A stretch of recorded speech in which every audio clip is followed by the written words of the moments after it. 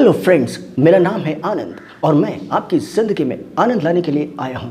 Friends, आज हम discuss करने वाले हैं लेसन प्रोनाउंस के बारे में। ओके, प्रोनाउंस क्या होता है और प्रोनाउंस के कितने टाइप्स होते हैं, ये आज हम इस सेशन में डिस्कस करने वाले हैं। So without any delay let's start the session. तो प्रोनाउन क्या होता है? A pronoun is a word that is used in place of a noun. Noun की जगह पर जिस वर्ड का हम यूज़ करते हैं उसे हम कहते हैं प्रोनाउन। ओके, अब मैं आपको बताऊंगा कि हम प्रोनाउन का यूज़ करते क्यों हैं। What is the use of a pronoun? Okay, देखिए, अगर आप सिर्फ नाउन को ही यूज़ करें, ओके, और प्रोनाउन को अवॉइड करें, तो आप जानते हैं आपकी स्पीच, आपका कन्वर्सेशन कैसा होगा? बहुत ही ऑकवर्ड हो जाएगा।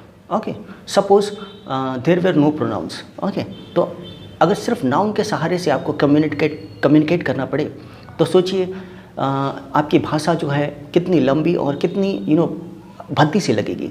जैसे मैं कहूँगा Hari is a good boy, Hari meets me every day, Hari is good at studies, Hari helps his father, Hari goes to school on time, Hari does his work on time. Okay, Hari is a hard working boy, Hari after completing his work Hari goes to play. Okay, तो आपने इस पूरे जो speech थी, पूरी इस conversation में मैंने देखिए हरी वर्ड को कितनी बार रिपीट किया है। तो आप हर बार किसी व्यक्ति के बारे में बात करते हुए उसका नाम बार बार लेंगे तो वो जो सेंटेंस है, वो जो आपका कन्वर्सेशन है, वो सुनने में बड़ा अटपटा सा लगेगा और बड़ा ऑकवर्ड सा लगता है। इसीलिए हम हरी वर्ड को शुरू में एज एन इंट्रोडक्शन यूज़ करते हैं, उसके बाद हम हरी वर्ड का प्रयोग नहीं करते। We don't use the word Hari. Okay, जैसे Hari is a good boy, उसके बाद हरी वर्ड का यूज़ नहीं करते। हम क्या कहते हैं? Hari is a good boy, he is good at studies, he does his work on time, he is a hard working boy, he goes to school regularly, he does his homework on time, he always secures first position in his class.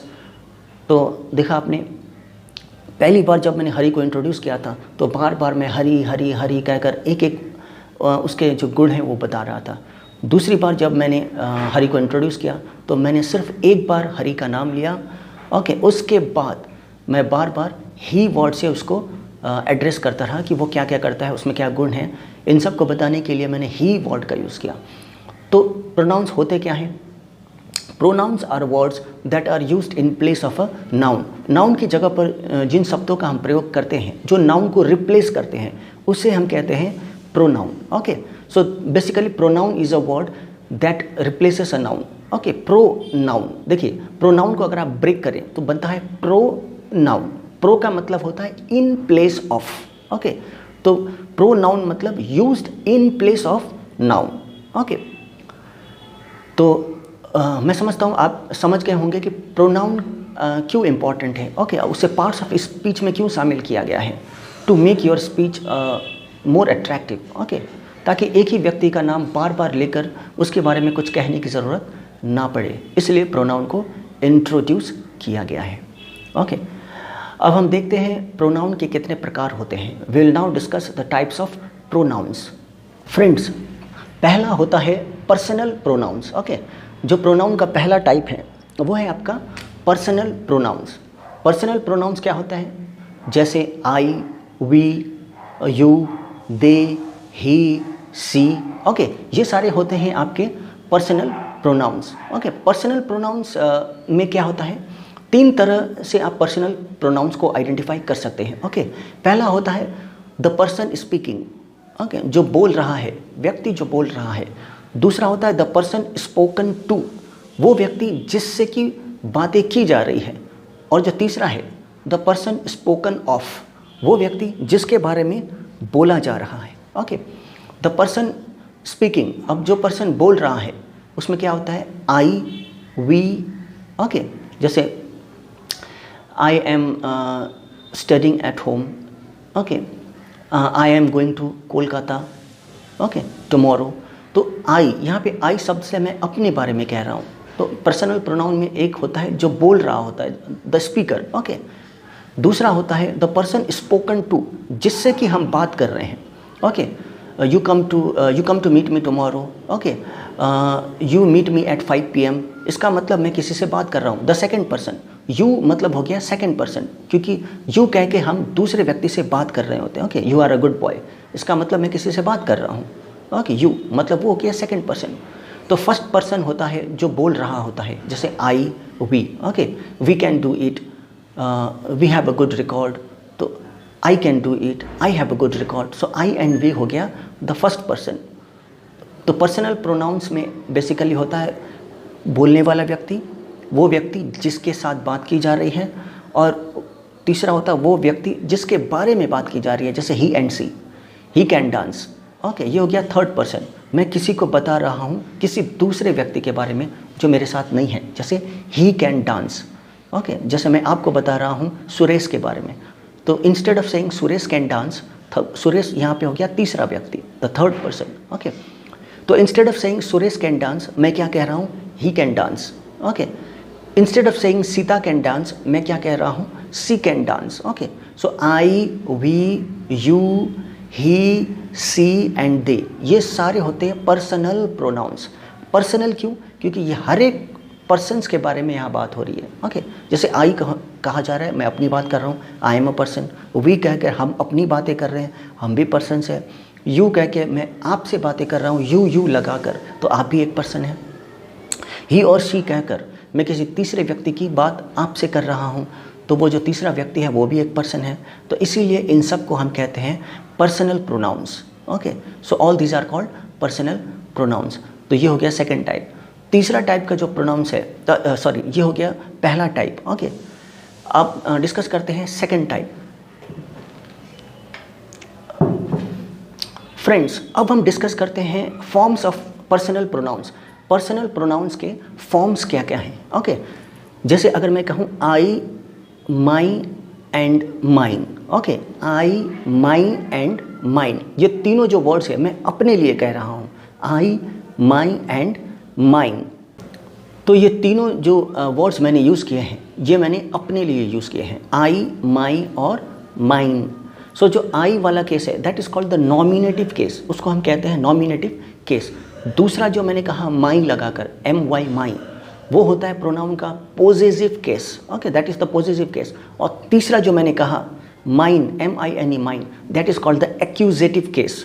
तो तीन तरह के cases होते हैं। Okay, nominative case, possessive case और accusative case, I, my and mine. Okay friends, अब मैं आपको बहुत बड़ा ब्लंडर से बचाने की कोशिश करूँगा। ओके, बहुत बड़ा ब्लंडर हम स्टूडेंट्स करते हैं एक जगह पर, जहाँ प्रोनाउन और एडजेक्टिव को हम मिसअंडरस्टैंड करते हैं। ओके, वहाँ हम प्रोनाउन और एडजेक्टिव में कंफ्यूज्ड हो जाते हैं।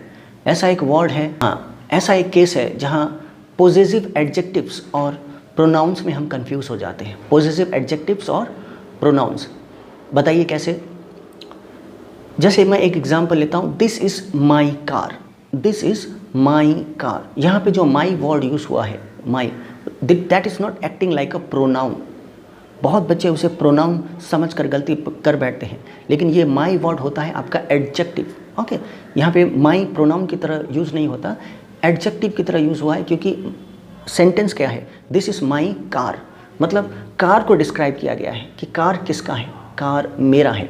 ओके, सो कोई भी वर्ड जो कार को डिस्क्राइब करे, यानी कि कार क्या है, नाउन, तो any word that describes a noun is always an adjective. Okay, तो बहुत बच्चे उसे मिसकंस्ट्रू कर लेते हैं, गलत समझ लेते हैं और प्रोनाउन की तरह उसे समझते हैं। ओके, ऐसा लगता है कि जो वर्ड है वो प्रोनाउन की तरह एक्ट कर रहा है, this is my car. So my here is not a pronoun, my is actually a positive adjective. और माई क्यों एडजेक्टिव है? क्योंकि माई कार कहा है, मतलब कार के बारे में बताया गया है कि कार किसका है।